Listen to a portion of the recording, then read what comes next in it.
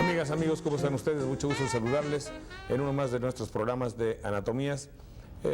Saben ustedes que dentro de algunos días, del 6 al 8 de agosto, México estará presente en la opinión mundial, puesto que habrá una junta de los representantes de 6 países que proclaman, que persiguen el desarme mundial. Esos países son Grecia, Tanzania, Argentina, Suecia, India y desde luego México.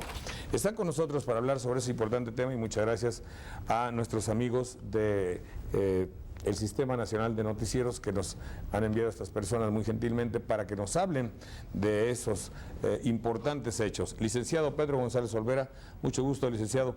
Es secretario técnico del Centro de Relaciones Internacionales de la Facultad de Ciencias Políticas y Sociales de la UNAM. La licenciada Lucía Irene Ruiz Sánchez es jefa de la Unidad de Información del Centro de Relaciones Internacionales. Muchas gracias, licenciada. La licenciada María Consuelo Dávila Pérez, profesora del Centro de Relaciones Internacionales. Muchas gracias. Y el maestro Luis González Sousa, secretario académico del Centro de Relaciones Internacionales de la Facultad de Ciencias Políticas y Sociales. Pues muy brevemente, señores, ¿a qué debo entender, señor profesor, por desarme mundial? Bien, desarme mundial en términos iniciales es eliminar las armas, pero de dos tipos, las armas de tipo convencional y las armas de tipo nuclear. El grupo de los 6 a lo que alude fundamentalmente a las armas de tipo nuclear. Sí, habida cuenta que la humanidad parece que nada más ha tenido 2 meses de paz en toda la historia del hombre, según dicen algunos, ¿verdad? Debemos pensar que ya de hecho la guerra es algo consubstancial al hombre, ¿no le parece? Pues hay viejas ideas al respecto, pero yo creo que la misma realidad, apreciada desde otro ángulo, pudiera fácilmente sustentar precisamente la tesis contraria. Claro. Con el nivel de armamentos que hoy tenemos, que es una cosa impresionante, veremos los datos después, más bien la pregunta es cómo es posible, y a pesar de tantos factores que empujan hacia la guerra, más bien el instinto de sobrevivencia de la humanidad ha seguido imponiéndose y el grupo de los 6 apuesta a la fe, lo dice expresamente, en la humanidad y en su racionalidad para evitar una catástrofe. Estos grupos de los 6 lo que tiene de característica es estar en contra o pugnar por el desarme de armas nucleares, ¿verdad? ¿Qué debemos entender, licenciado Pedro González Olvera, por armas nucleares? Bueno, son aquellas armas que iniciaron su historia destructiva en Nagasaki y Hiroshima y que tienen una capacidad destructiva absolutamente superior a todas las armas que se habían conocido hasta la Segunda Guerra Mundial. Están basadas en la fusión del átomo y que provocan una destrucción no conocida hasta ahora. ¿Hay alguna diferencia, licenciada Lucía Irene Ruiz Sánchez, de un país que esté armado con armamento atómico o con dinamita, por decir algo? Claro, la diferencia es del cielo a la tierra. Las armas convencionales, que es a las que usted se refiere con la dinamita, pues son armas de destrucción limitada. En cambio, las armas nucleares, su destrucción es ilimitada. Se dice que tenemos armas para destruir 100 veces nuestro planeta. Entonces allí considera usted cuál es el potencial destructivo de todas estas armas. Hay una gran diferencia. Licenciada María Consuelo Dávila Pérez, uno de los países de los 6 que ahorita vamos a hablar. Bueno, díganos usted un poco, ¿qué es este grupo de los 6 y cómo se formó? Bueno, este grupo se forma con 6 países que tradicionalmente han sido pacifistas. Son países que de alguna manera son neutrales porque no se encuentran en alianza ni con uno ni con otro bloque militar, a excepción de Grecia, que por su gobierno socialdemócrata tiene una trayectoria diferente, ¿no? en épocas recientes. Este grupo tuvo su primera reunión en mayo, su primera declaración en mayo de 1984, justamente en un momento en el que se recrudecía la carrera armamentista y las tensiones entre el este y el oeste, lo cual hace peligrar al mundo cada vez más por una posible confrontación nuclear. Entonces, la idea de estos 6 países es erigirse como una conciencia moral, ya que todos estos países tienen una autoridad moral en materia de paz y desarme a nivel internacional. Entonces, en este sentido es que estos países han apoyado la moción del desarme. Bien. ¿Cómo es posible, maestro Luis González Sousa, que la India, que tiene bomba atómica, esté en el grupo de los 6 que pugnan por el desarme nuclear? Bien, es una pregunta interesante. Yo diría 2 cosas básicamente, ¿no? Que el desarrollo en términos de cantidad de la energía atómica para usos militares por parte de la India es sustancialmente menor a cualquiera de las llamadas grandes potencias, y que son principalmente los 5 países miembros del Consejo de Seguridad de las Naciones Unidas, es decir, Estados Unidos, Unión Soviética, Francia, China y Gran Bretaña. Esos son los que tienen el mayor potencial. Pero por otro lado, no habría que olvidar que India tiene una gran tradición pacifista en el Asia, en el continente asiático, que data desde Nehru hasta la propia Indira Gandhi, que fue asesinada en un atentado todavía no bien explicado hacia noviembre de 84. Es decir, 5 o 6 meses después de que se había creado el grupo de los 6, o el grupo de Nueva Delhi, llamado así entonces. Pero el hecho es que tiene bomba, la India.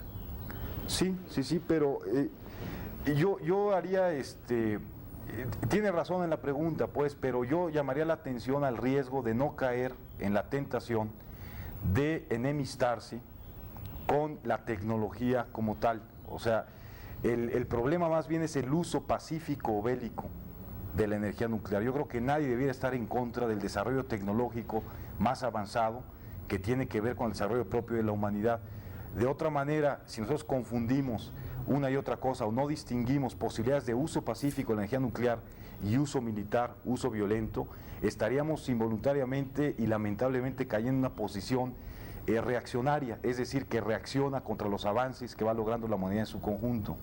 Y en el caso de India, a pesar de que la bomba atómica como tal es un hecho que llama mucho la atención, ¿Que lo tenga? Que la tenga, sí, llama mucho la atención. Yo creo que pesa mucho más en su caso la tradición pacifista sobre ese dato aislado. Porque México, por ejemplo, que es un país tercermundista como puede ser la India, guardadas las diferencias naturales, pues sí tiene manejo nuclear, pero lo tiene para hacer una termoeléctrica. Así es, en el caso de México, bueno, ahí mismo corrobora su vocación pacifista, de que empieza a involucrarse en el desarrollo de la tecnología nuclear, pero con fines estrictamente pacifistas o de aplicación al desarrollo productivo. En ningún momento se ha pensado, y creemos que no se pensará, en un vuelco hacia la tecnología de corte militar. Y eso corrobora pues la particularmente destacada vocación pacifista por parte del gobierno mexicano, como antes lo había hecho el Tratado de Tlatelolco en 67 y varios episodios de este tipo, ¿no? ¿Usted piensa, licenciada Lucía Irene Ruiz Sánchez, que tenga alguna resultante positiva el hecho de que 6 países, juzgo que son tercermundistas o no sé Grecia en qué ubicación económica esté, salvo Suecia desde luego, pese a algo en la opinión mundial el hecho de que 6 países quieran unirse para protestar en contra del armamentismo? Bueno, desde luego que sí. Hemos visto y se ha dicho por muchos analistas de la política mundial que la actitud de la Unión Soviética cambió a partir de la declaración de Nueva Delhi de enero de 1985. Inclusive hubo un comunicado de la Unión Soviética diciendo que atendía a ese llamado de esos 6 países con una tradición pacifista, como han dicho mis compañeros, que llama a la conciencia y llama a la suspensión de los ensayos nucleares, aduciendo que ya no es necesario perfeccionar más las armas nucleares, puesto que ya tenemos de sobra, como le decía hace un momento, para destruir. Entonces, que ya se frene esta carrera. Y pienso que sí, es muy significativo el que 6 naciones, a pesar de todos sus problemas, a pesar de la crisis, a pesar de toda la situación imperante, que son los países que están más castigados, los países en vías de desarrollo, que invierta esfuerzos, invierta fondos en hacer este llamado a la concientización para salvar a la humanidad. Esa ha sido una de las trayectorias de México, de Suecia, de la India, en fin. Entonces sí, es bastante significativo, sobre todo en el momento actual en que se van a reunir representantes de las 2 potencias hegemónicas, de las 2 mayores potencias, y que se les puede influir en algo a que realmente se pongan de acuerdo en una voluntad política de parar sus ensayos y de favorecer el desarme. Bien. Perdón, Eliseo Pedro González Olvera, en su actividad de ustedes es en el Centro de Relaciones Internacionales en Ciencias Políticas de la UNAM. ¿Qué hace la UNAM ante un aspecto de belicismo como lo hay en el mundo, o directamente su facultad? Bueno, la facultad y la universidad en general asume plenamente la vocación pacifista que todo el país tiene, que todo el pueblo mexicano ha demostrado en su historia en las relaciones internacionales. Concretamente en el Centro de Relaciones Internacionales lo que hacemos es hacer investigaciones para buscar y proponer hacer algunas propuestas de solución al problema del desarme. Es decir, en términos de propuesta que pueda tomar el gobierno mexicano para llevarlo a las relaciones internacionales, ¿no? Nosotros, por otro lado, hacemos investigaciones sobre el nivel del armamentismo que tenemos actualmente. ¿En México? En el mundo entero, ¿no? En el contexto de las relaciones internacionales. ¿México es un país armado? No, desde luego desde mi punto de vista, no es un país armado, ni siquiera en términos regionales tiene un ejército que pudiera decirse importante frente a los países que lo rodean, ¿no? Los países que nos rodean son 2.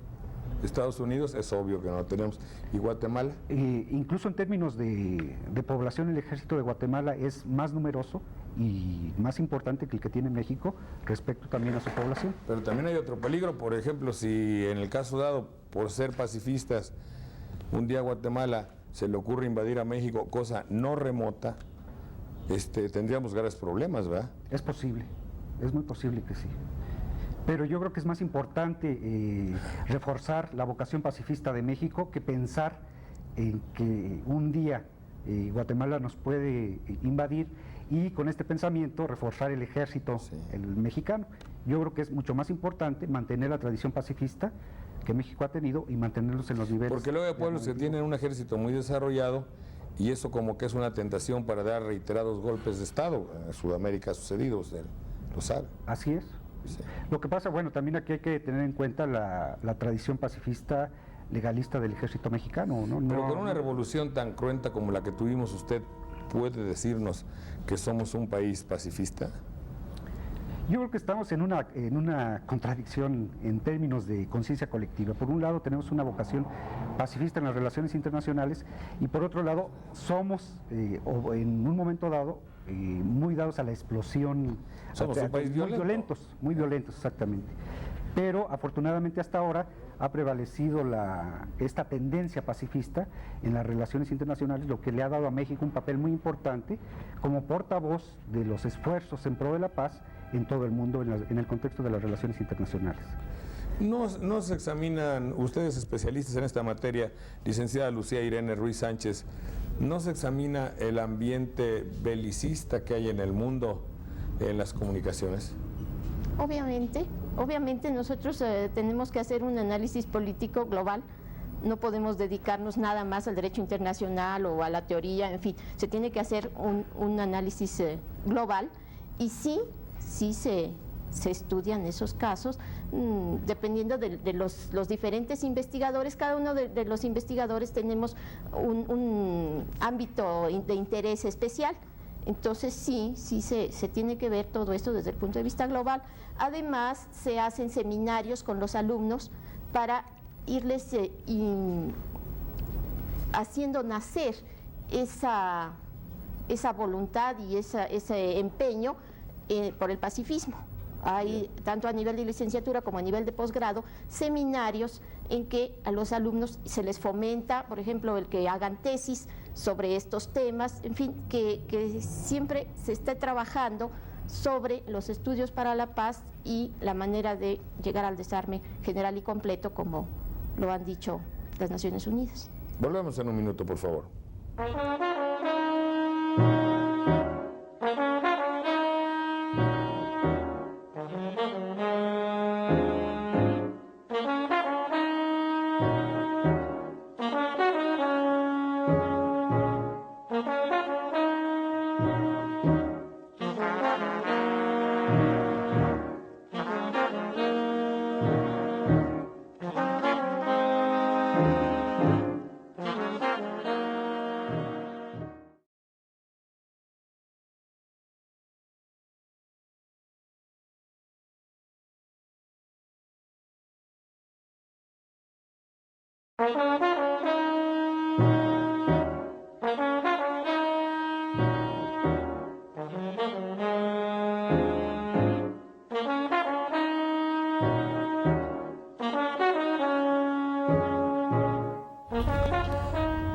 De vez en cuando nos admiramos mucho de que digan, pues cada minuto, cada hora o cada segundo, no sé, se gastan miles de dólares para hacer armas.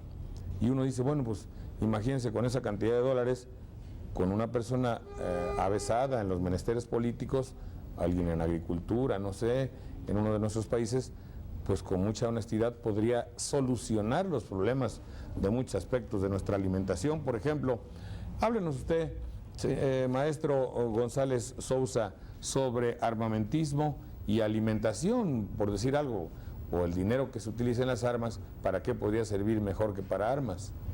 Bueno, yo creo que de unos 10, 15 años para acá se ha impuesto, ha logrado ganar consenso, pues, el enfoque del desarme ligado al desarrollo económico, social de las naciones. Hoy es prácticamente imposible hablar del armamentismo sin aludir a los estragos que causa y que implica para las naciones, sobre todo pobres. Por dar un solo dato, en 1980 el gasto mundial militar eran 500,000 millones de dólares. 4 años después, en 84, cuando surge el grupo de Nueva Delhi, crece a 800,000 millones de dólares. Hoy es casi 1 billón, o sea, 1 millón de millones de dólares, que está muy cercano, por ejemplo, al monto de la deuda externa de los países subdesarrollados. ¿De todos? En su conjunto, sí. De los países subdesarrollados. Es casi 3 veces la deuda de América Latina, que está en 370,000 millones de dólares. O sea, lo que se gasta un solo año en armamentos a nivel mundial serviría para pagar 2 veces y media la deuda externa de América Latina. Esto da una idea inicial de la vinculación tan estrecha que hay entre el atraso de los países subdesarrollados, no exclusivamente debido a la carrera armamentista, pero también se ha vuelto ya un planteo muy frecuente y de gran consenso que estos países nuestros están subsidiando la carrera de armamentos a través de mecanismos como la deuda externa, por ejemplo, que se asocia no por casualidad, se acercan los montos de una cosa y de otra. Otro ejemplo es el proyecto de la Guerra de las Galaxias, que desafortunadamente sigue en pie, según leemos. ¿A qué se le llama la Guerra de las Galaxias? La Guerra de las Galaxias es una iniciativa de defensa estratégica proyectada de tiempo atrás, pero dada a conocer y presentada como un proyecto en marcha a partir de la administración de Reagan, sobre todo de los últimos 2 años para acá. Significa poner armas nucleares en el espacio, inundar el espacio ultraterrestre con armas nucleares, supuestamente con fines defensivos, de tal manera que pudiera neutralizar cualquier ataque del enemigo. La verdad es que los científicos medianamente serios no aceptan esta idea de que es un un crecimiento, un salto cualitativo en la tecnología militar con fines defensivos. Y es hoy por hoy, a mi juicio, el problema fundamental del desarme. Detener esa guerra de las galaxias creo que es la tarea fundamental, como lo ha empezado a reconocer incluso el grupo de Nueva Delhi, precisamente el grupo de los 6. Eso es. En esto del desarme hay cosas tan raras. El otro día me enteré que en Suiza, que tiene instituciones como la Cruz Roja, también hace armas. ¿Sabía usted? Que también hace armas Sí. Suiza. Pues sí, lo que pasa es que el caso de Suiza es un caso muy particular porque es un país que está ubicado en una zona estratégicamente peligrosa, ¿no? Es un país muy pequeño que además en todos los conflictos europeos ha sido casi el primer país en ser invadido.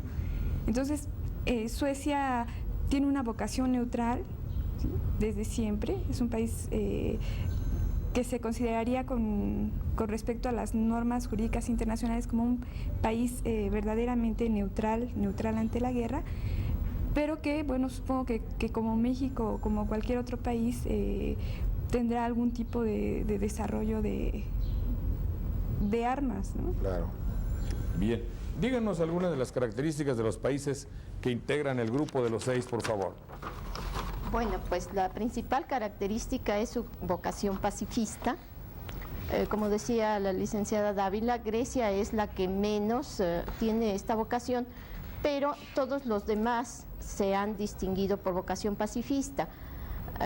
Hay alguna crítica sobre Argentina, diciendo que Argentina cómo se atreve a participar en este grupo de los 6 si no ha firmado el Tratado de Tlatelolco, que es el tratado de la desnuclearización militar en América Latina, y que es incongruente. Sin embargo, esto no es una completa verdad, porque cuando se le estaba pidiendo a Argentina que firmara el tratado, Argentina estaba pasando por las dictaduras militares. Y era imposible. Era imposible, eso chocaría, sería incongruente. Ahora, con el gobierno del presidente Alfonsín, las cosas han cambiado.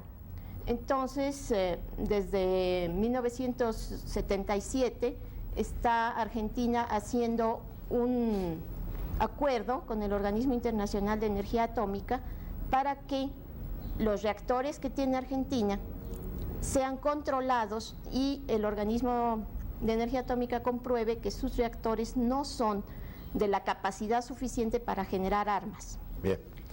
Decíamos, licenciada Irene Ruiz Sánchez, que siendo México uno de los 6, tiene que ver mucho la manera de ser de México al exterior, lo que se llama la política exterior de México.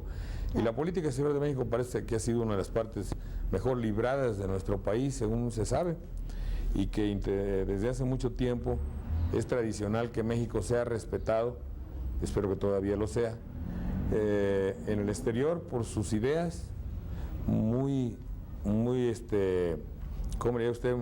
Muy equilibradas, según se ha oído.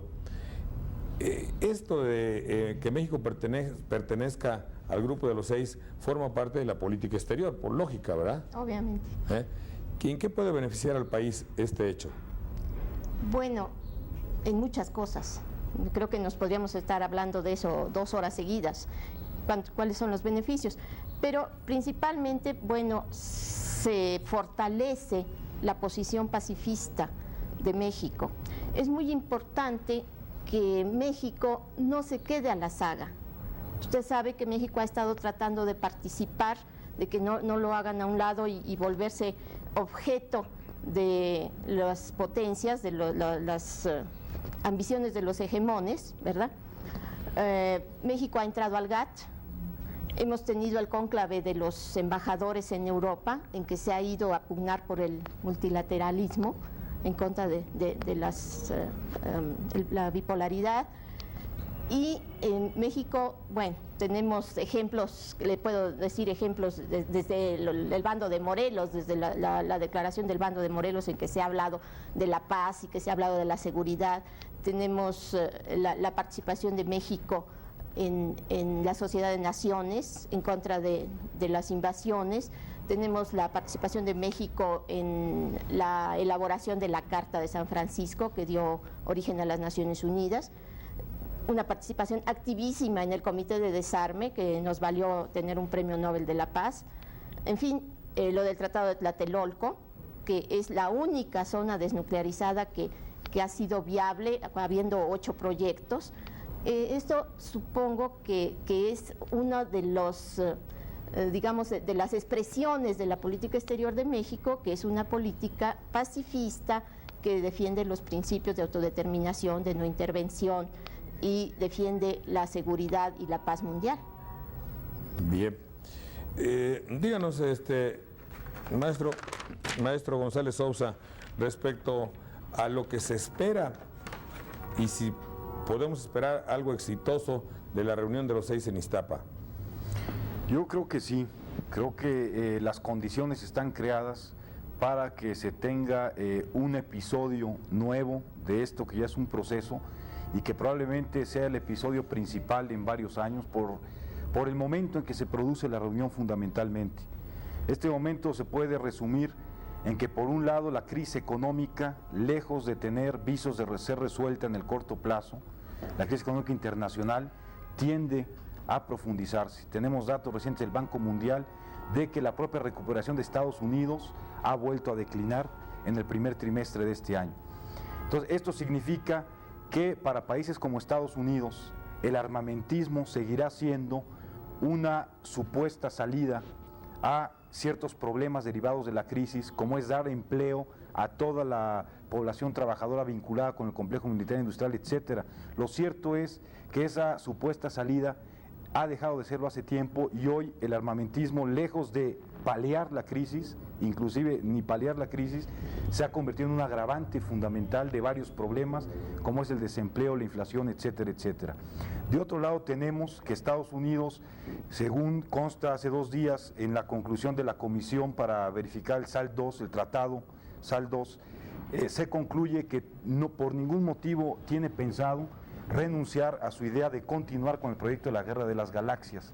Y al mismo tiempo tenemos la multiplicación de focos de conflicto en Centroamérica, el peligro prácticamente inminente de una invasión a Nicaragua, tenemos el problema de Sudáfrica, que ya alcanza niveles explosivos, el problema de Libia, como lo constató el bombardeo a Libia de hace unos meses, o sea, signos de una nueva agresividad, de una mayor agresividad que han tensionado como pocas veces antes, quizás desde la Segunda Guerra Mundial hasta hoy, no se ha vivido un momento de tanta tensión. Entonces es ahí cuando se produce esta reunión y del otro lado es un momento en que ya hay condiciones positivas para lograr avances sustanciales frente a las reuniones previas. Concretamente hay una propuesta por parte de la Unión Soviética de un plan de desarme nuclear total de aquí al año 2000, dividido en 3 etapas.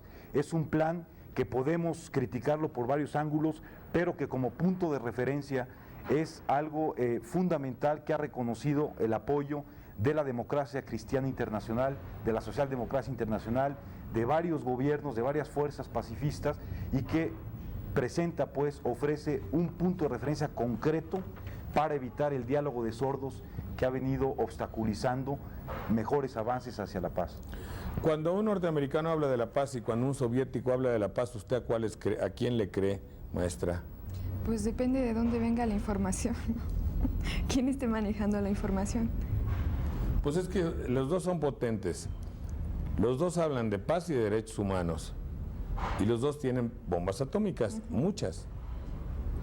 Y inclusive entre el criterio general de nuestra gente, si una persona habla un poquito acaloradamente de paz, se le tacha inmediatamente de comunista. Aquí en México. ¿Lo sabía? Sí, y ha habido manifestaciones. Y el hecho de que se le tache a alguien de comunista, aquí pues es un San Benito, algo bélico, es una agresión, pues. Vaya, no se toma como una característica ideológica, sino como un defecto personal. Depende en qué contexto se dé. No, aquí en México. Aquí en México. El contexto de México. Podría ser, si me permite hacer alusión a un hecho referente a la carrera armamentista y a la carrera nuclear. lo que sucedió en Europa, por ejemplo, en el momento en que iban a colocar los misiles balísticos. Hubo muchos movimientos pacifistas que estaban en contra de que se colocaran esos misiles que eran muy peligrosos para la seguridad europea, etcétera, etcétera. Y curiosamente, ¿sí?, se les tachó de reaccionarios, de comunistas, de que... Lo opuesto. Todo lo opuesto, sí. Realmente ellos se pensaba, según la visión occidental, ¿sí?, se pensaba que si ellos querían la paz, si ellos querían que no se siguiera armando el occidente, era porque de alguna manera iban a beneficiar al bloque socialista, ¿no?, a la Unión Soviética. Incluso la Iglesia europea estuvo a favor de que se implantaran esos misiles. Entonces, no sé si más o menos por ahí va su... No va por ahí. Perdón, me voy a volver a explicar. El hecho de hablar mucho de paz ante el criterio de un público que tenemos en la televisión, de una clase media mexicana televisada, influenciada o influida por la televisión, el hecho de hablar de una manera muy reiterada y vehemente sobre la paz, les da la idea de que es algo comunista. A lo mejor por un desconocimiento del claro, problema, ¿no? Desde luego, porque hay una conducta aprendida que les hace pensar o tener temores a hablar sobre esos aspectos. Si yo repito todo lo que dice el señor secretario de Relaciones Exteriores, pues es obvio que la gente va a pensar que yo soy un comunista. Muchos de los postulados de respeto internacional, de no interferencia a los demás países, de que cada uno de los pueblos tiene que tener el derecho que le venga en gana o que pueda tener en nuestro caso, y de que a hacer una agresión de las potencias hegemónicas, o sea, las mayores que están invadiendo a las chicas, dicho de una manera, de alguna forma, el público puede interpretarlo así. Y lo que queremos en este momento decir es que aquí no está en juego ninguna ideología de carácter, o sea, ni católico, o sea, tampoco comunista, ni de otra naturaleza, ni en pro de Rusia, ni en pro de Estados Unidos. Obviamente que en pro de Estados Unidos no, puesto que el país que más le conviene tener las bombas atómicas es Estados Unidos. Si no le conviene es el que más tiene, o de los dos que más tienen, ¿verdad? Bien, sigue siendo válido el viejo proverbio, maestra licenciada, de si quieres la paz, prepárate para la guerra. Creo que es si vis pacem para bellum. Bueno, a mi manera de ver nunca ha sido válido. Para los que tienen armas, claro, ellos lo van a defender, ¿no? Además, a ellos les conviene mucho defender este principio, porque además las armas obsoletas se las venden a los pobres. Como todo. Exactamente. Entonces, el gasto bélico de los países pequeños, además de que es mucho mayor a su gasto para desarrollo, está ayudando a que los grandes hagan armas nuevas el proverbio, y sofisticadas. pero si el proverbio es cínico, maestra, la resultante es que parece ser que ya hay muchos años en que no ha habido guerra entre las grandes potencias. Entre la Primera Guerra Mundial y la Segunda, hubo menos tiempo entre la segunda y la posible y quizá inminente tercera y última. Pero hemos tenido 150 guerras pequeñas entre guerra y guerra. Pero Perdón, no grandes, a partir de la Segunda Guerra hemos tenido 150 ¿Cuándo guerras terminó la Segunda Guerra? 45, De 45, 55... 41 años. 41 años. Y no pasaron 41 años entre la del principio y esta, ¿verdad? No, claro. Pero menos. Entonces algo se podría pensar por alguna persona que sirva de algo el prepararse para la guerra, porque mientras se están preparando para la guerra están manteniendo una paz. Bueno, yo no pensaría de esa manera de ningún ángulo. Es un proverbio latino, ¿verdad? Creo. Claro. Licenciado González Olvera, ¿qué nos dice acerca de preparativos para la guerra que mantienen la paz, entre comillas? Bueno, yo creo que es una creencia que ha resultado efectiva de alguna manera a partir de la Segunda Guerra Mundial, por la aparición de un fenómeno inédito a este entonces, que es el llamado equilibrio del terror. Es decir, que a partir de la posesión de armas nucleares por parte de las dos grandes potencias, el miedo a ser destruido impide el ataque al enemigo. Es decir, no te ataco porque sé que tienes la capacidad de destruirme a pesar de que yo te destruya, ¿sí? Este sería, en términos simples, la esencia de la teoría de la disuasión. El miedo los controla, ¿verdad? El miedo los controlaría. Sin embargo, esta misma teoría, este mismo problema ha tenido su contraparte. Es decir, el mismo desarrollo de las armas nucleares, la sofisticación de las armas nucleares, supone en este momento histórico, la posibilidad de que por un accidente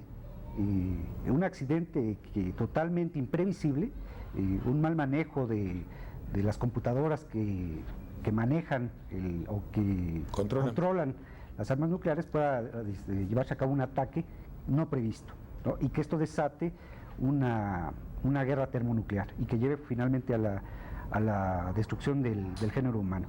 Bueno, justamente esto es lo que el grupo de los 6 quiere evitar, ¿no?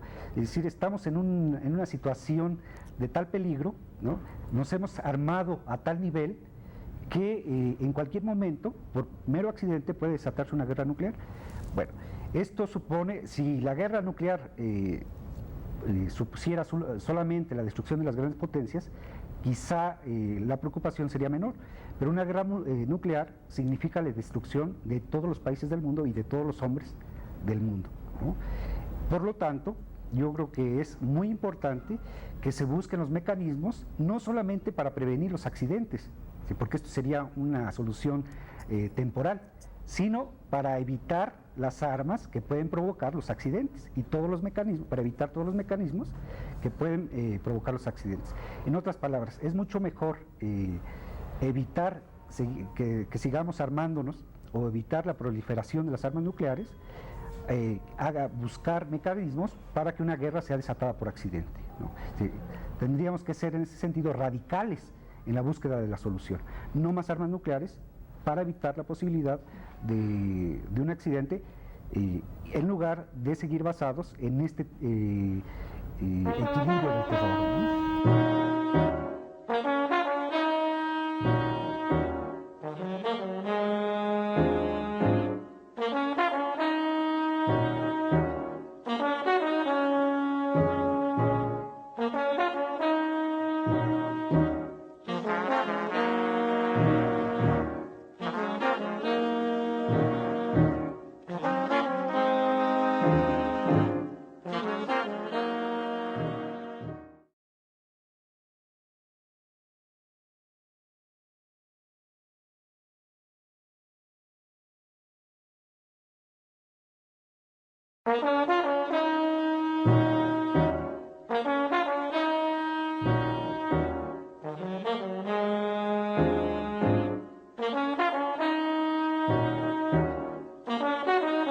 ¿Cuál sería el mayor éxito de una asociación como la de los 6 países? ¿Que se dejaran de hacer armas? ¿Que se destruyeran las que existen? ¿Qué diría? Bueno, lo que ellos están pidiendo fundamentalmente en la declaración de Nueva Delhi es, por un lado, como ya le había dicho, la cesación de los ensayos nucleares. Porque con la cesación de los ensayos nucleares ya no llegaríamos a hacer armas más destructivas. Ya no habría forma de estar experimentando la destrucción de la humanidad. Por otro lado, ellos piden también que no se llegue a lo que hablaba el maestro González Sousa de la guerra de las galaxias, porque sería peligrosísimo armar el espacio nuclearmente. Entonces la destrucción del mundo está mucho más asegurada. Sin embargo, pienso yo que en esta reunión de Ixtapa del grupo de los 6 no se va a pedir nada más que ya no haya armas nucleares o que no se nuclearice el espacio, sino se va a pedir que se busque la paz, pero la paz entendida como que tengo derecho a vivir, pero también tengo derecho a comer bien, y tengo derecho a la educación, y tengo derecho a la salud. O sea, que todos los recursos se vayan hacia el desarrollo y que ya se deje de esquilmar a los países, ¿verdad?, para llevar este equilibrio del poder que hablaba el profesor. Me da la idea de que usted piensa que todo lo que se utiliza en un cañón o en una ametralladora o en un arma intergaláctica son pedazos de pan que se le quita al pueblo a los Y pueblos. vacunas. Y vacunas. Y sí. vacunas y educación. Sí. Así A es. cambio de eso el pueblo ha tenido, no sé, simplemente, digo, no sé si venga al caso, pero cuando usted me habla de que vacunas, así como digamos que de los mapas, se está faltando en el mapa una fotografía del PAN, de vacunas, de una casa, de agua potable, en todos los países subdesarrollados. Así En es. cambio hay un elemento que es que es la televisión, que sí ha colmado las necesidades, o me pregunto si eran necesidades del mundo, ¿no le parece? Bueno, la comunicación es importante, ayuda a la cultura, pero también puede desayudar, porque también ha habido mucha aculturación a partir de la televisión. ¿Aculturación quiere decir allegarse a la cultura o alejarse de? ¿No? Alejarse de ella, enajenación. También puede ser. Se manipulan los medios también, los ¿Está medios usted masivos de comunicación. calificando a la televisión como un elemento de carácter bélico? A veces A veces puede resultarlo así. puede resultar, sí. Bien, licenciada María Consuelo Dávila Pérez, ¿qué hacen los niños? Los niños del mundo, ¿serán bélicos por naturaleza? ¿Lo aprenden viendo a sus mayores? ¿Lo aprenden en las pantallas? ¿En dónde aprende un niño a ser bélico? Que parece ser que nace uno con la idea de pelearse unos a otros, siendo que otros animales no tanto. Lo que pasa es que yo creo que existe una cierta competitividad natural. ¿Usted En llama el ser humano. competitividad? Sí. ¿No agresión? No tanto agresión, ¿sí? Se va haciendo tal vez a medida que se va desenvolviendo en un determinado lugar, en una Claro. determinada sociedad, ¿no? Porque, por ejemplo, cuando los africanders de Ciudad Pretoria o de Johannesburgo tienen en unos galerones como chiqueros a los negros de ahí, Sí, no creo que sea por un espíritu de claro que no. competitividad y no los dejan pasar a sus calles, sino hasta determinada hora para que vengan a limpiar. Pero a las 5 se tienen que ir porque entonces ya queda solo para los blancos. Pero esa no es competitividad a mi punto de vista. No, es producto del lugar en donde están viviendo, ¿no? Por eso, pero eso es una conducta bélica, Claro. obviamente. Sí. Terriblemente bélica. Nuclearmente bélica, diría yo. Sí, Alimentada muchas veces por la televisión Sí. también. también. Es lo que ya varios teóricos científicos sociales llaman violencia estructural. ¿Así se llama? Así se llama.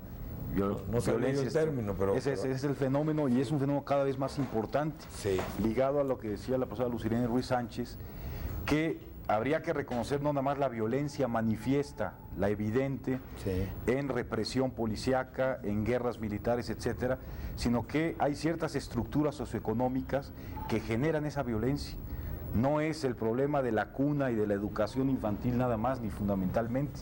La televisión y los programas de violencia en la televisión vienen a acentuar, a abrir cauce pues a esa violencia, pero que está enraizada en estructura social, cuando se carece de alimento, cuando se carece de empleo, cuando se carece, como usted bien dice, de un mínimo de respeto a la igualdad humana, al margen de raza, color, sexo, etcétera, ¿no? Entonces, la paz por la que propugna el Grupo de Nueva Delhi es una paz positiva, no una paz negativa, no una paz entendida como solamente ausencia de violencia manifiesta, sino una paz entendida como la resultante de condiciones sociales, económicas, políticas, porque la democracia tiene mucho que ver también con una paz duradera, Claro. que hagan efectiva una paz de largo plazo y no una paz precaria, ¿no? Un atentado a la democracia es una conducta bélica, por lógica. Definitivamente, sí, sí. No, ya hay violencia económica, política, social, ideológica. Yo creo que hay canales, hay medios de comunicación que ejercen cotidianamente una violencia ideológica, Sí. incluso con ofensas a la capacidad intelectual del pueblo. Una cosa es que no vaya a la universidad y otra cosa es que se le trate como retrasado mental. Son formas de ejercer una violencia cotidiana. Sí, pero cuando usted dice que se le trate, debemos subrayar que no es accidental que esto suceda, sino que forma parte de una estrategia. Desde luego que sí, una estrategia de despolitización permanente. Desde luego, claro, en eso sí está completamente claro para que el público lo capte y lo entiende.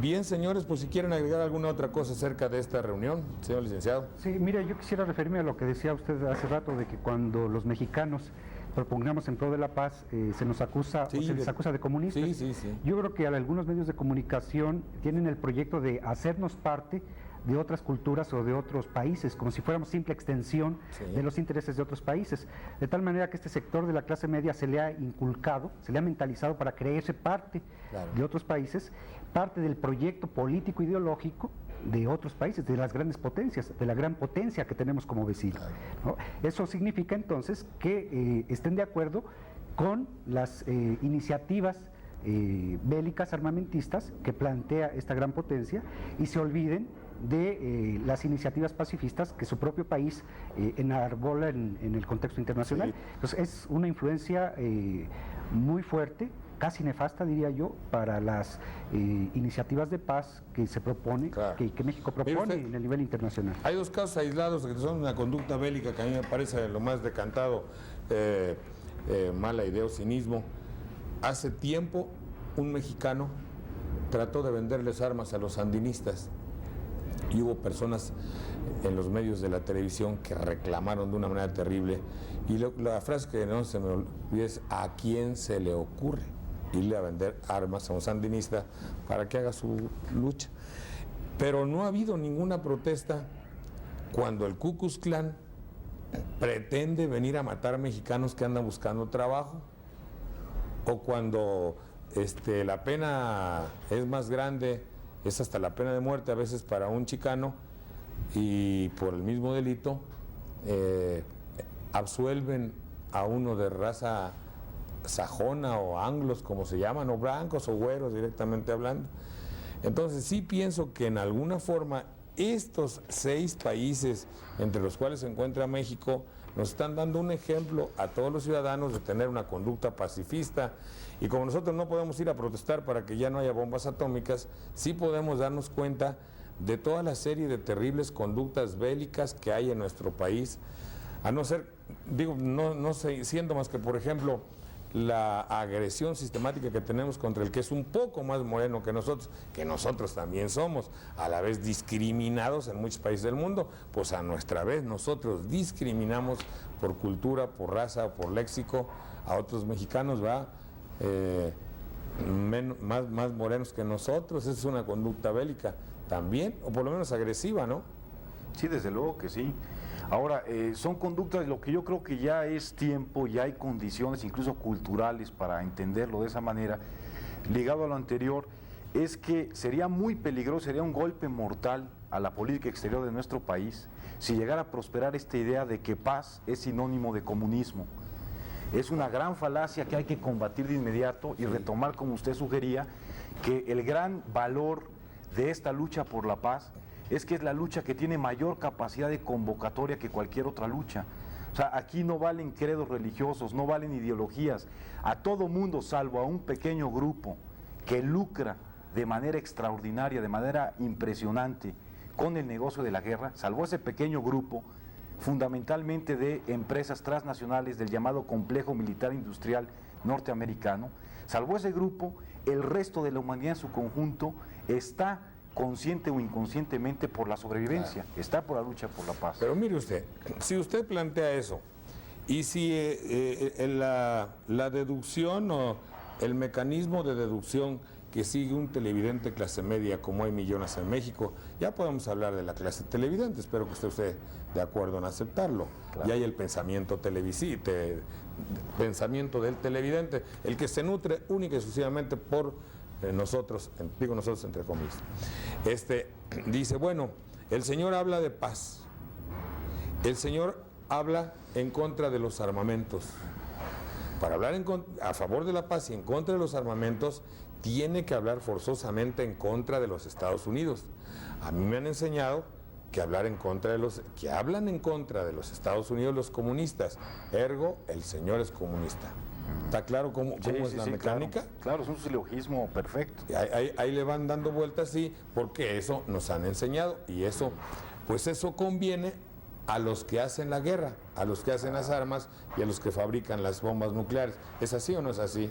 Así es, porque divide todo ese potencial de unidad que hay. Ahí está objetivamente el potencial, pero metiendo este tipo de ideas falaces, tramposas, se impide la unidad de un cristiano con un protestante, Claro. de un comunista con un conservador, etcétera, etcétera. Que Cuando con muchos lugares se da, ¿verdad? Así es. Como en París, donde el señor presidente es comunista y el, digamos, el regente de la ciudad, que aquí fuera el regente de la ciudad, que fuera electo por el pueblo, ese es de la ultraderecha, ¿verdad? Digamos como si fuera de Acción Nacional, para que se entienda, y trabajan bien, ¿no? Claro. Se supone. Pero eso es muy revelador de que un signo de esta época es la necesidad de la coexistencia pacífica, que es lo que está en el fondo. Y ahora se concreta incluso en el gobierno francés, pero también en el nicaragüense.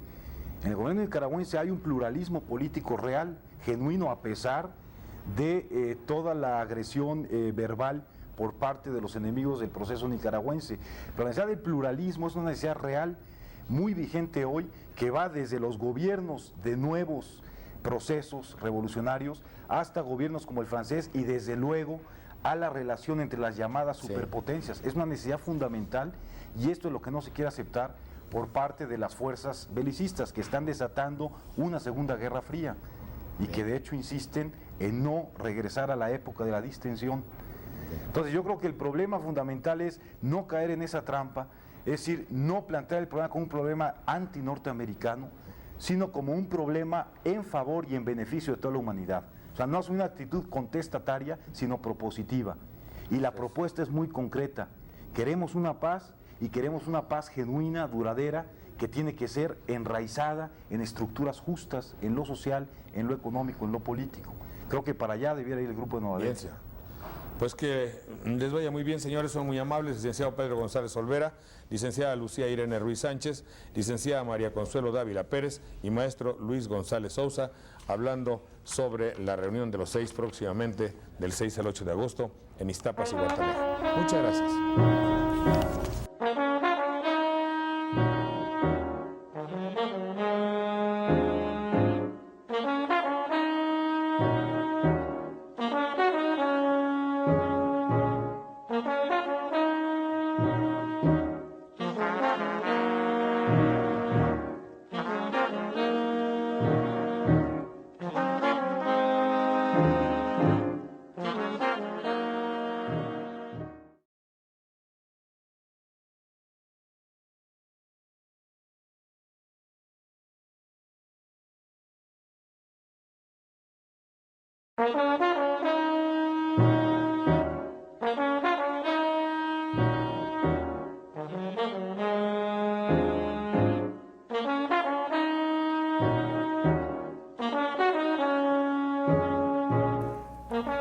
En esta serie de programas de los desayunos en Canal 4 Más, no hemos sido muy gentiles con la mercantilización y con el espíritu que hay, y generalmente a fin de año, de compra que los medios de comunicación mercantiles hacen para con el pueblo de México, es decir, comprar, comprar y comprar.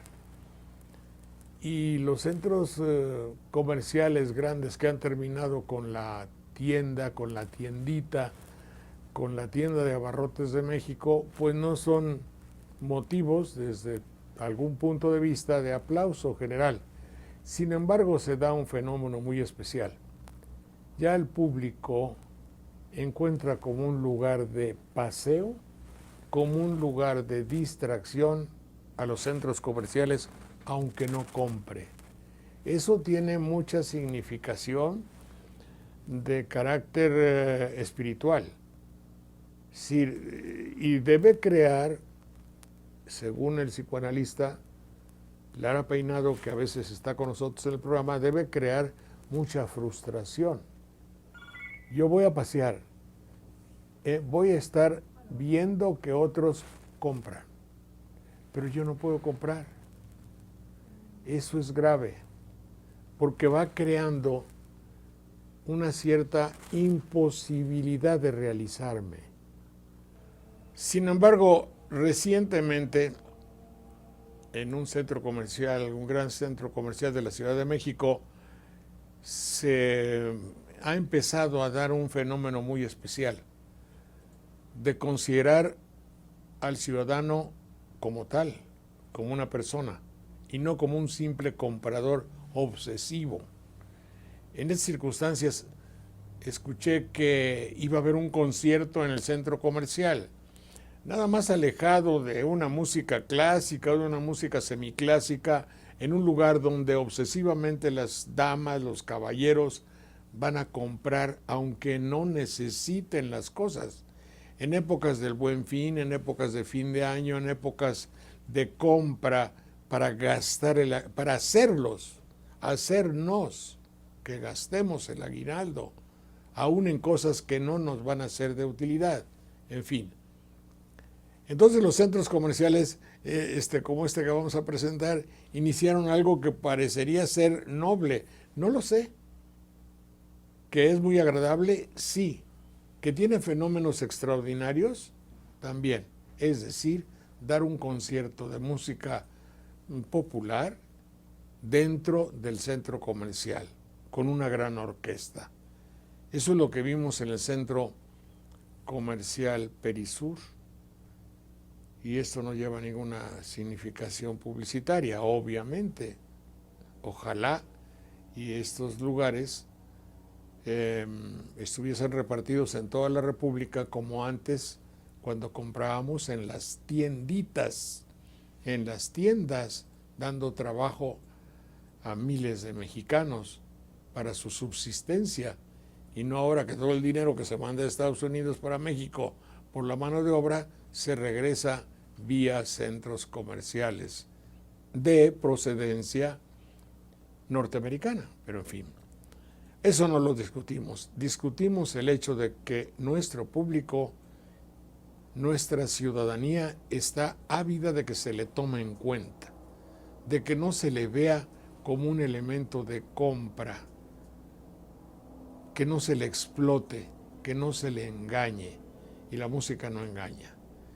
Por eso vimos un concierto con la orquesta de Coyoacán y vamos a presentarles a ustedes algunas imágenes con las normales limitaciones que tiene el hecho de filmarlo así. Sin embargo, perfectamente que se capta todo el ambiente y se ve sobre todo el ambiente complacido, el ambiente conmovido de un público que agradece noblemente que se le trate como un ciudadano normal.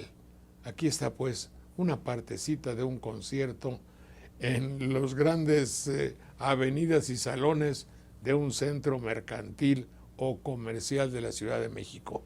Adelante, por favor.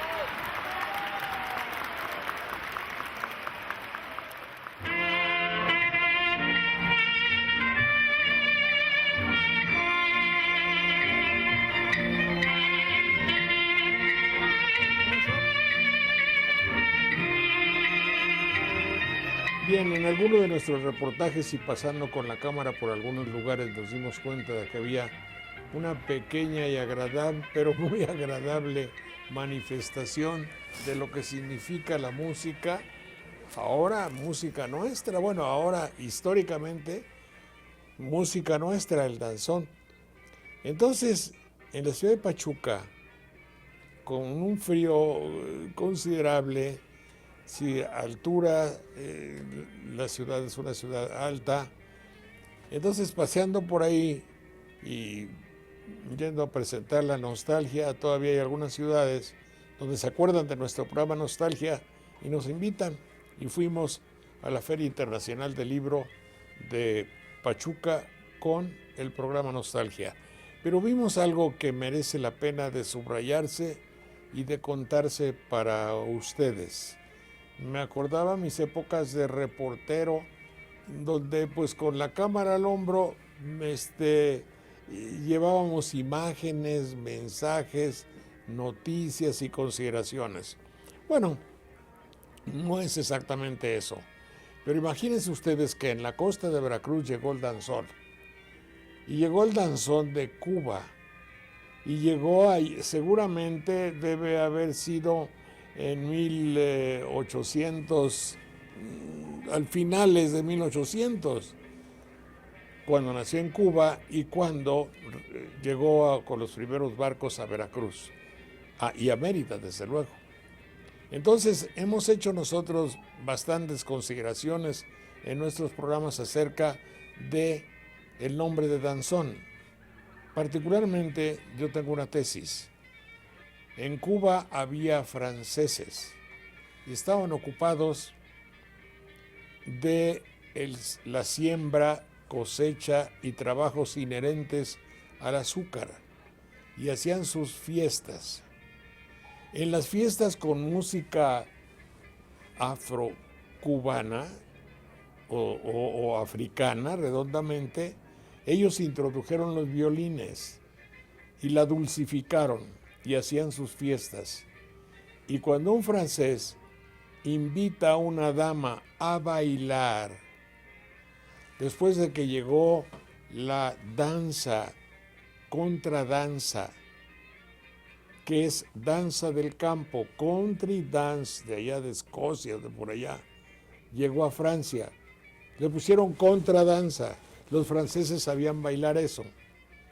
Pero cuando un francés invitaba a una hermosa dama a bailar, le decía Madame Danzón. Danzons NS. Eso quiere decir bailemos. La servidumbre cubana escuchaba que los franceses le decían a una dama danzón, madame, o danzón simplemente, con ya con confianza, bailemos. Y ellos dijeron, pues hoy en la noche va a haber danzón, y de ahí le pusieron el nombre de danzón a esta clase de música. ¿Y qué significó el danzón? El danzón tiene, como ustedes lo ven propiamente, esa solemnidad que hace a quien baila el personaje fundamental de un desfile palaciego. Es decir, el que sale a bailar con una dama tiene complementada su vida. Son dos entidades humanas, espirituales, que se ponen de acuerdo en el ritmo, en la música, en el amor, y que llevan algo especial que celebrar entre ambos. Es solemnidad. El danzón tiene que ver mucho con la proyección interior del alma de cada quien y de la persona conquistada, amiga o amor que corresponde. Por eso es dulce, agradable, solemne, rítmico, y lleva en sí el danzón todo el espíritu de un amor espiritual.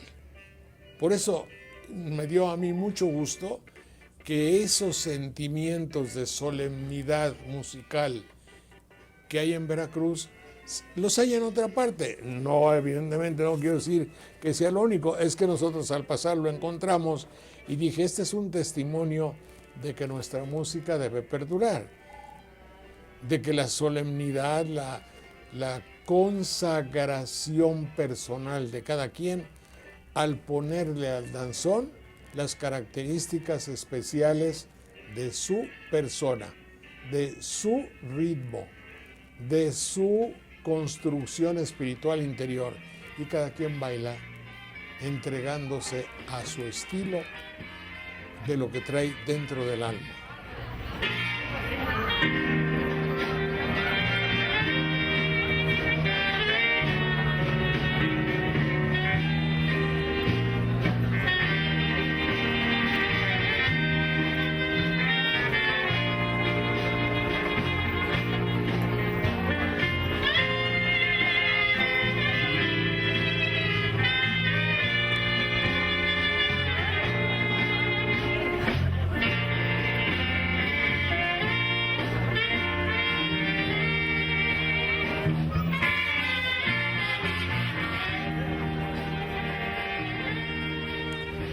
El hecho de bailar danzón implica una complicidad. Esa dulce, agradable y secreta complicidad de la compañera o el compañero es algo que hace un amor, la consagración de un amor. Por medio de esa complicidad que les digo, ella va a seguir la interpretación que él está dando y la va a seguir con elegancia, con poesía, con solemnidad. Van a tener una misma sintonía, una comprensión interior para llevar el ritmo, para dar los pasos.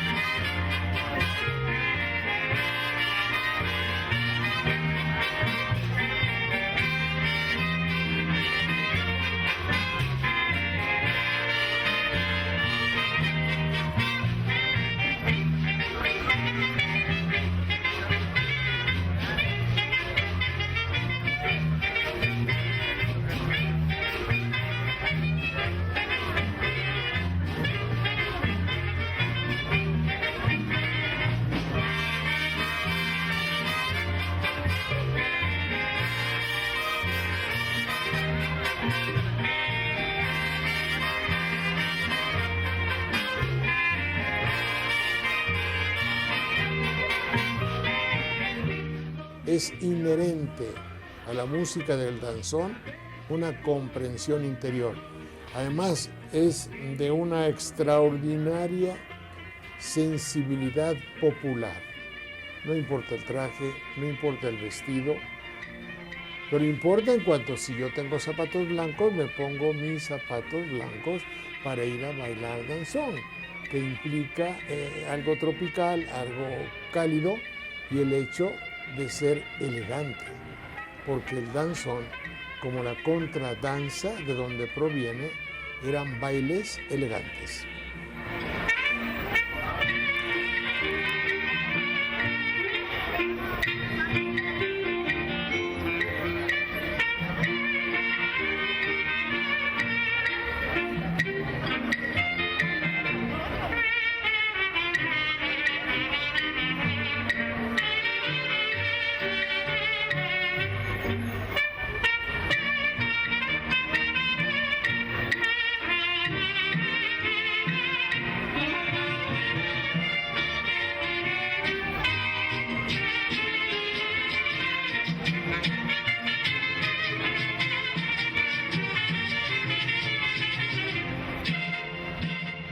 Dejamos pues a la fría región en un atardecer en Pachuca con esta pequeña llama de calor tropical que se los enviamos desde Veracruz, el danzón.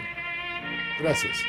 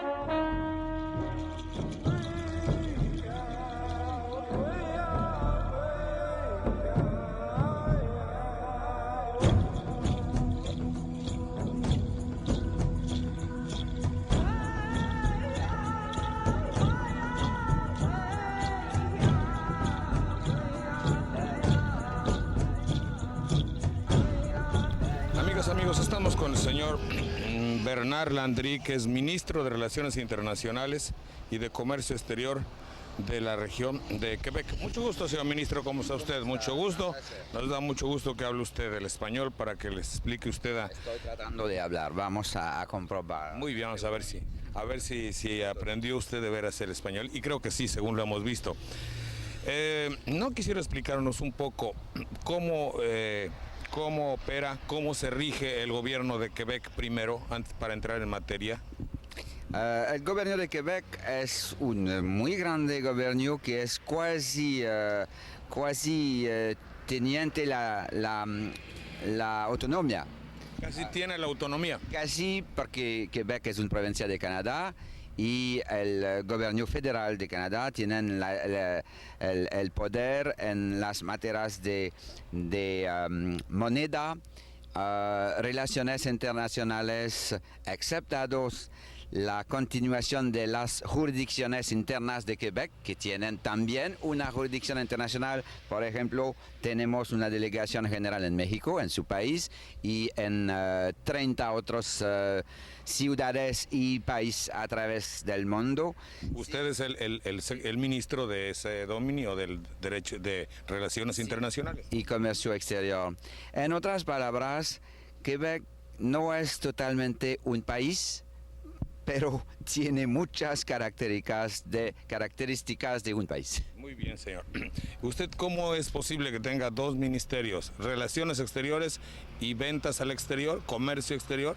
Sí, en este caso es más fácil que tener los dos que tener solamente uno de los dos, porque hay conflictos posibles entre los dos. Sí, después que tengo los dos ministerios es más fácil porque es fundamentalmente la misma actividad. Señor Landry, si es tan amable, ¿cómo fue usted electo? ¿Quién lo nombró ministro? Tenemos un sistema de tipo británico. Cada ministerio hay que estar electado en una circunscripción, aquí en Laval, y después el primer ministro, como un británico sistema, hace las nominaciones de los ministros. Así es que usted es diputado. Sí, de ¿Cómo se llama su partido? Le Parti Québécois. ¿Es el que dirige el señor Lévesque? Sí, claro, sí. ¿Y usted fue qué otros partidos hay? Hay el Partido Liberal, que es la oposición oficial, y unos otros muy pequeños partidos que son marginales de facto. ¿Qué debe hacer alguien para registrar un partido en Canadá o en Quebec? No hay una ley muy restrictiva. Es la libertad total. Si una persona quiere registrar un partido, ¿puede hacerlo? Una es mejor que tener un poco más que una. Es mejor. En teoría es posible. En teoría es posible. Bien. ¿Qué relaciones guarda comerciales Quebec, la región de Quebec y México, señor ministro? Sí, primero, Quebec es la parte del Canadá que tiene las más grandes relacionales con México. Por ejemplo, Quebec, personas de Quebec son muy importantes turistas en México. Sabe que tenemos un invierno que es muy duro, y por esta razón vamos en el sur durante el invierno, y casi una mayoría de nuestros turistas van a México por razones culturales. En particular es más fácil de comunicar y otras cosas. ¿Hay turistas mexicanos que vengan a Quebec? Sí, más y más durante el invierno y unos durante el verano, como es el caso actualmente, porque tenemos grandes fiestas en la ciudad de Quebec con los grandes veleros y otras atracciones. ¿Qué problema? Alguien había dicho, no sé si el señor Trudeau o algún político canadiense, que el hecho de ser vecinos de Estados Unidos, México y Canadá creaba muchos problemas para estos dos países, que cuando había un movimiento de Estados Unidos o lesionaba a Canadá o lesionaba a México. Sí, desde este punto de vista tenemos las mismas problemas que ustedes. Hay ventajas. Hay unas ventajas en esta proximidad con los Estados Unidos, porque pero la presión económica y la presión cultural es más importante, y estamos por siempre en una posición de lucha, más o menos, para preservar la identidad de nuestro país y para preservar nuestra cultura, nuestra economía. Es un materia de equilibrio. ¿Una materia de equilibrio, dice usted? Sí.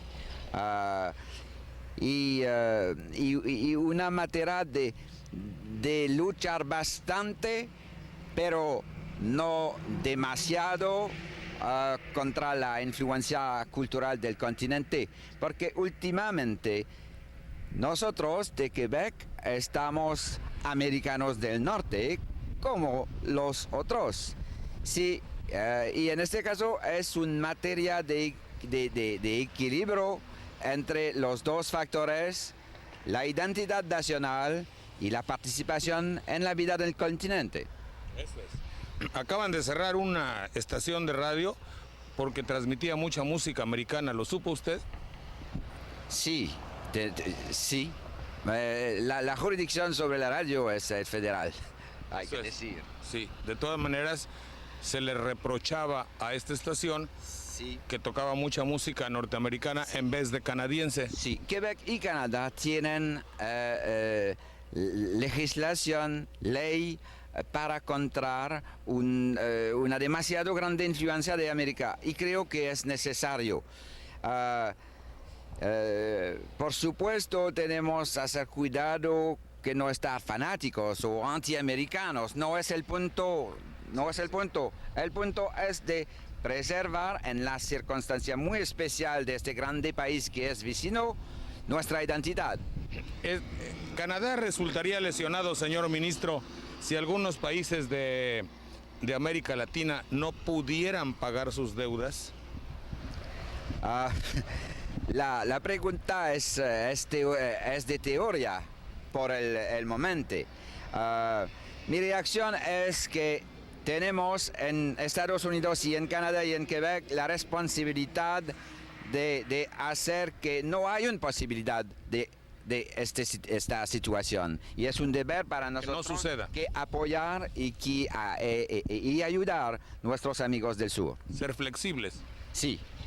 Claro, si hay los plazos más largos, si Estados Unidos no sube su prime rate, tendremos más facilidad, pero si eso no sucede, no podremos. Sí, Canadá y Quebec tienen la posibilidad de influenciar un poco la política y las políticas de Estados Unidos, porque Estados Unidos está en Estados Unidos, con todo el poder que tienen. Sí. Y no es fácil.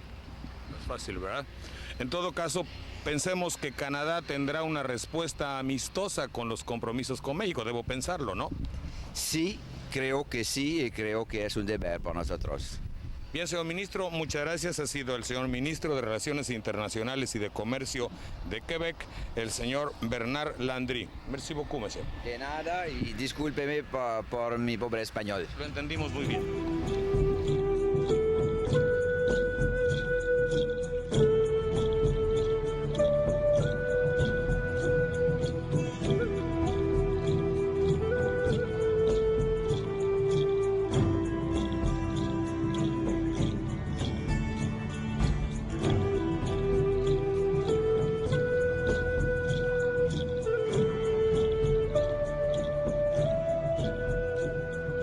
Estamos con el gran jefe de la nación india, de los hurones, aquí cerca de Quebec.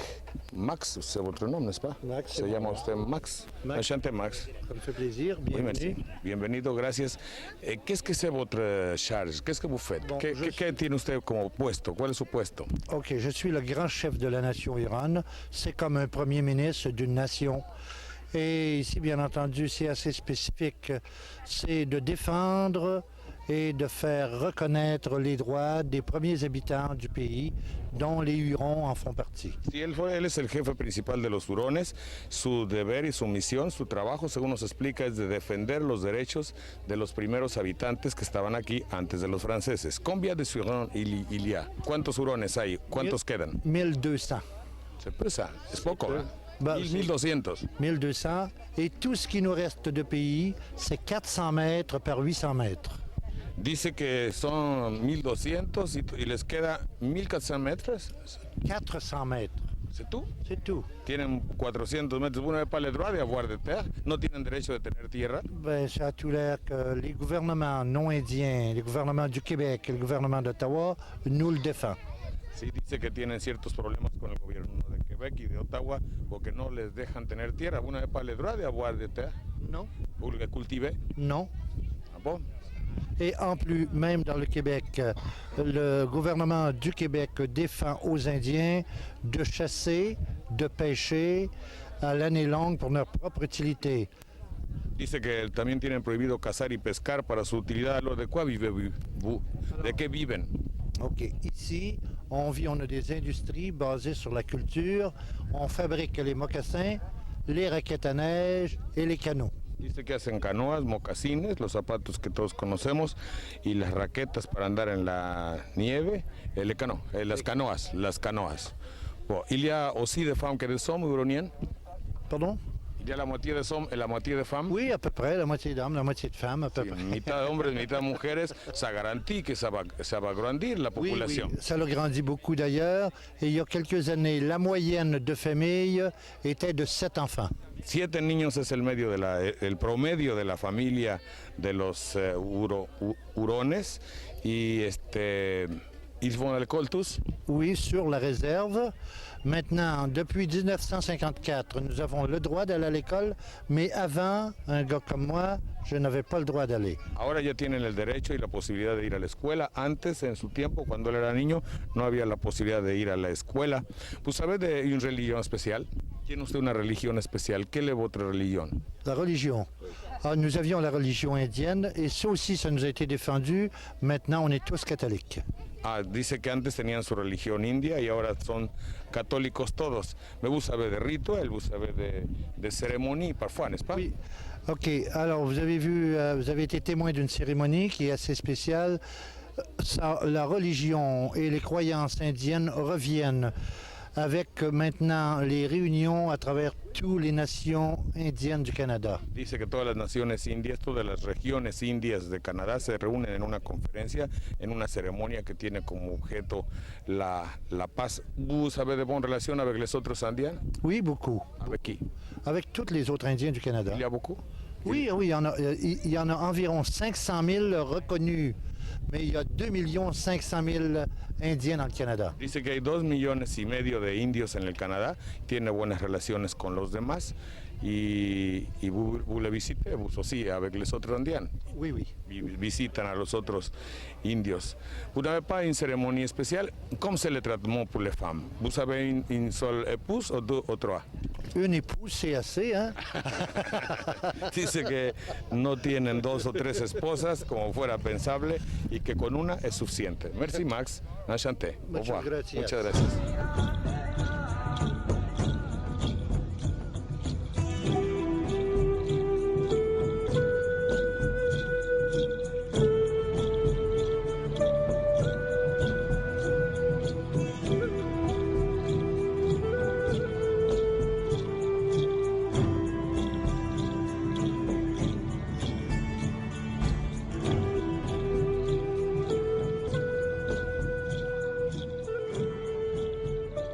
Está con nosotros el señor Picard. Monsieur Picard, enchanté, bonjour. Enchanté, monsieur. Vous êtes Huron? Oui, je suis Huron. Je suis à la fois Huron et président de cette organisation qui est le Powwow national, qui réunit, en fait, qui chapeaute, c'est la plus grosse organisation au niveau des Powwow qui se tient. Sí, parece que la reunión que tienen hoy de muchos indios del Canadá se llama Powwow, se paudit la Powwow. Él es el director de esta organización. Quel est votre travail? Mon travail consiste à organiser toutes ces fêtes-là qui réunissent les meilleurs artistes et artisans autochtones du Canada. Él trabaja organizando todos los artistas autóctonos del Canadá. Vous appartenez au groupe de Monsieur Max? C'est exact, je suis Huron de la bande des Hurons de Lorette. Dice que es Huron de la banda, c'est le groupe. C'est ça, le groupe, si on veut. C'est ça. Combien d'enfants vous avez dans votre mariage? Un enfant. Ah, alors c'est pas un bon Huron parce que Monsieur Max dit qu'il faut y avoir 7. Dice Max que el promedio de niños de los hurones son 7, pero el señor Picard solamente tiene 1, ¿verdad? Ça va. Votre femme c'est une Huronaise. Oui, monsieur. On dit Huronaise? Oui, monsieur. Sí, su mujer es una... ¿Elle n'est pas là? Non, pas. Elle n'est pas là. Bueno. Bon, alors, combien de Santiago vous attendez aujourd'hui ici? Oh ben, on attend je ne sais pas combien d'Indiens. Il y en a un peu partout. On a différentes activités, mais au nombre total des visiteurs, on attend peut-être 50 000 personnes ici aujourd'hui. Va a haber 500,000 personas, van a venir de todos los indios de Canadá, beaucoup de iroquenses aussi. Oui, beaucoup de gens de partout dans le monde sont ici aujourd'hui. On a eu des journalistes de partout dans le monde qui sont venus. Han venido periodistas a estos encuentros y indígenas, aborígenes de muchos otros lugares. Vous pouvez ajouter les aborigines comme nous de Veracruz, s'appelle Totonac. Ce serait fort intéressant d'avoir une espèce de powwow qui pourrait permettre à tous les Autochtones du monde entier de se réunir dans une même fête. Au Mexique, nous savons beaucoup, moi-même, beaucoup de gens ont des racines indigènes, aborigènes, dans mon cas de la côte de Golfe de Veracruz. À toute fin pratique, il serait intéressant de rendre votre message aux hommes politiques qui pourraient en décider, parce que moi je trouve que de réunir par exemple les meilleurs artistes et artisans autochtones du monde entier pour une période de 4 ou 5 jours, ben, je pense que ce serait formidable, puis ça favoriserait la fraternité entre les peuples.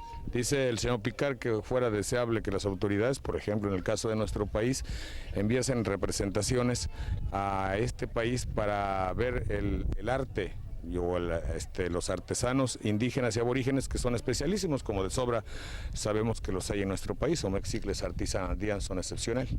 À toute fin pratique, la corporation notaire 1534-1984 ne demande pas mieux que d'organiser, si on veut, un grand powwow. Ce serait fantastique. Voilà. Je ne sais pas si vous avez une idée de ce qui s'est passé.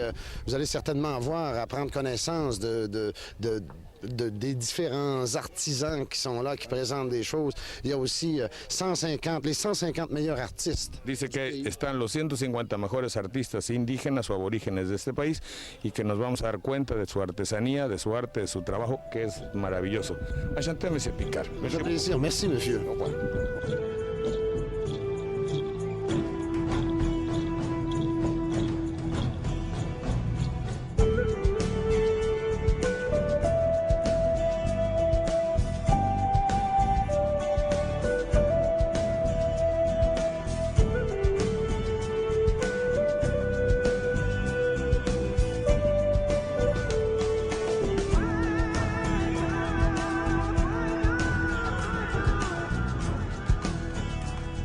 Tenemos a otro personaje de los indios. What's your name, please? How are you? Red Crowshoe. Red. Where are you from? We're from the Blackfeet, and we're the part of the Blackfeet tribe. We're the Pagan tribe from southern Alberta, northern Montana. What's your work? What do you work? We farm and ranch back home in Alberta. What do you have? You are cowboy? Oh yeah, we ranch. We run about 700 head of cattle. We run. Mm-hmm. What is your Andean people? What's the name? We're the Pagan tribe. Pagan? Pagan. Pagan. That means rough tanners in our language. You know, hides, rough tanning. That's what it means. How many Indian people there are? On our tribe, there is 1,800 people, and there's about, our reserve is about 11 by 12 miles square. Okay, thank you very much. Thank you.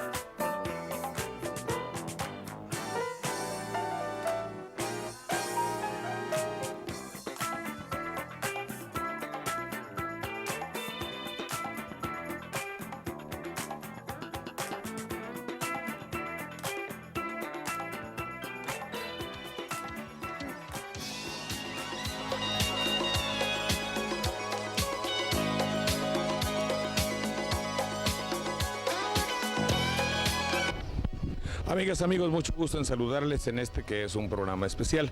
Hemos sido invitados por el gobierno de la ciudad de Quebec para estar aquí en este 450 aniversario de la llegada de Jacques Cartier a Canadá. Jacques Cartier, el fundador de este país tan lejano y tan cercano al mismo tiempo, y ya lo hemos conversado en otras ocasiones y ahora lo hacemos con muchísimo gusto, el hecho de que nuestros países, Canadá y México, tienen algo en común y es la vecindad con uno de los países más grandes, más fuertes y que presenta gravísimas dificultades en el mundo actual, y que es los Estados Unidos.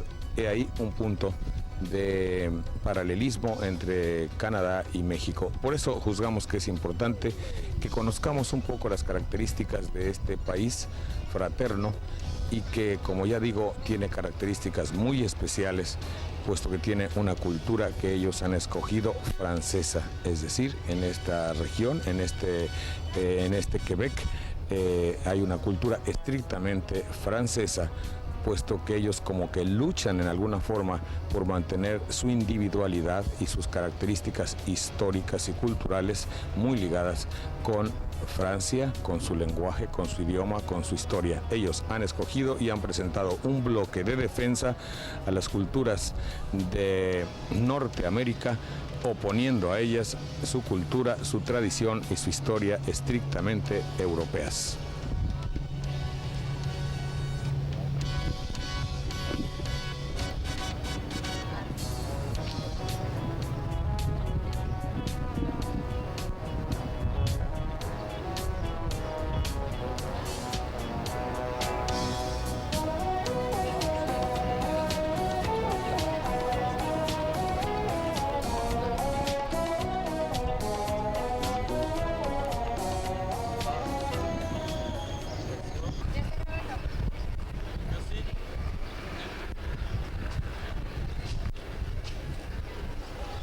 Vamos a conversar un poquito aquí con la señora Silvia Ruelas. Mucho gusto, Silvia, ¿cómo está usted? Y el señor François Leduc, del Ministerio de Relaciones Internacionales de Quebec, y a preguntarles un poco el porqué del aprecio, del respeto que se tiene por este lugar que es la Place Royale, donde nos encontramos en el corazón de Quebec. Bueno, en realidad esta plaza llamada Place Royale se le considera la cuna de la civilización francesa en América. Y en toda América. Entonces es un lugar muy querido por los quebequenses, dada la importancia que tiene para ellos por la fundación de la ciudad de Quebec en este mismo lugar por el señor Samuel de Champlain en 1608. En 1608 llegaron aquí, pero antes ya había franceses en Canadá, ¿verdad? Efectivamente, en el año de 1534 Jacques Cartier descubrió Canadá, pero no se estableció definitivamente, solamente pasó el invierno de 1536 en un lugar que actualmente lleva su nombre, en un parque. Ahí pasó el invierno, pero fue el señor Samuel Champlain el que decidió fundar aquí una ciudad. Háblenos usted un poquito del señor Jacques Cartier. El señor Jacques Cartier era un navegante francés que salió de Saint-Malo, de las costas de Normandía, digamos, el lugar entre Normandía y Bretaña. Salió de Francia en 1534 también y decidió hacer un viaje de reconocimiento buscando las Indias, en realidad. Él venía buscando, como todos, las especies, el oro, etcétera. Atravesó con buenos vientos el océano y llegó y descubrió Canadá. Hizo 2 viajes, en realidad, el señor Cartier. En el primero no llegó hasta la ciudad de Quebec, se quedó en el norte, en Gaspé. Y en el segundo viaje sí llegó ya a la ciudad de Quebec. Por el río San Lorenzo. Llegó por el río San Lorenzo, efectivamente, fue bajando y decidió que le gustó el lugar, le gustó muchísimo. Lo curioso es que en esa época también se efectuaban las primeras travesías de España para América, para América Latina. Ya se conocía el Golfo del San Lorenzo y Terranova, porque los pescadores españoles, vascos, franceses, bretones venían desde hace generaciones. pero Cartier fue el primero en venir, mandado por Francisco I, ¿no? Con orden, con mando oficial. Pero él, cuando llegó acá encontró en Gaspé, en el Golfo del San Lorenzo, unos pescadores europeos que ya venían desde hace generaciones a pescar. El problema es que no fundaron la ciudad antes de 1608 porque los franceses ellos estaban muy ocupados con sus guerras de religión. Pero por fin llegaron, decidieron ocupar el lugar que es estratégico. Estamos a 600 kilómetros del Golfo del San Lorenzo, del Atlántico. Y por el cabo acá, arriba, se domina totalmente el lugar. Quebec quiere decir donde el río se hace estrecho.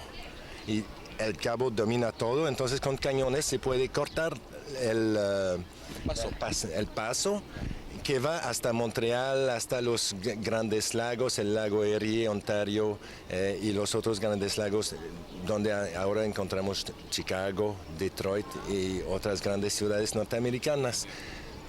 Un poquito, háblenos ustedes, si son tan amables, acerca de cómo se defiende Quebec para mantener su idioma, su cultura, su música. Máxime ahora que la invasión de la cultura norteamericana está tan generalizada. Sí, creo que es un problema, ¿cómo se sabe? Complejo. Primero desarrollamos nuestra cultura propia, somos de América nosotros, no somos franceses y siempre tuvimos una relación un poco ambigua con los europeos, con la madre patria, con Francia, un poco como los americanos con los ingleses y los mexicanos con España, por ejemplo. Se desarrolló nuestra cultura desde hace más de 3 siglos ahora. Y por la ocupación inglesa, el dominio del Imperio Británico, pues se cortaron los lazos con Francia, casi todos. Así que se desarrolló nuestra propia cultura. ¿Ustedes consideran a Francia como la madre patria? Pues sí, sí es, pero madre patria como España lo es de América Latina, ¿no? Con hijos ya bastante crecidos, ¿no? Sí, eso, exactamente. Entonces se desarrolló esta cultura en todas ramas y con los medios modernos también, en la rama audiovisual, en el cine, la televisión, la radio, pues aquí producemos nuestros propios productos. Es una lucha continua, si es que se puede llamar lucha, una noble causa de mantener su individualidad cultural. Efectivamente, sí. Bien. Es una cosa de sobrevivir, se vio primero como una cosa de sobrevivir. Tuvimos un pacto con el Imperio Británico cuando ocuparon el lugar en 1759, que íbamos a quedarnos con la lengua y la religión. Y eso era raro en un imperio protestante y de habla inglés. Pero nos quedamos así y ahora pues en la época moderna el desafío más grande quizás será los medios de comunicación muy modernos con antenitas ahora que van a tomar los satélites de pronto, ¿no? ¿Se considera un problema eso para Canadá? Para todo Canadá, pues hay un problema de identidad, sí. Bien.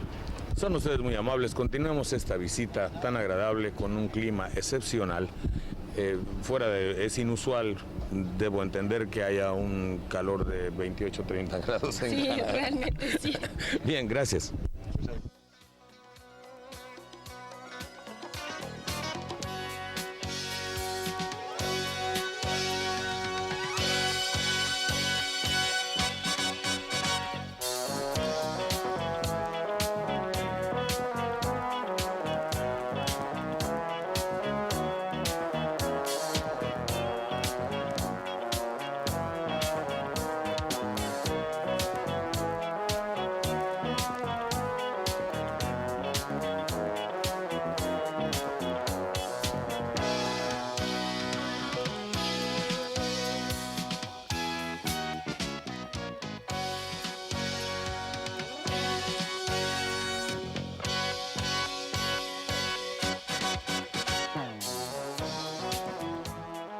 México.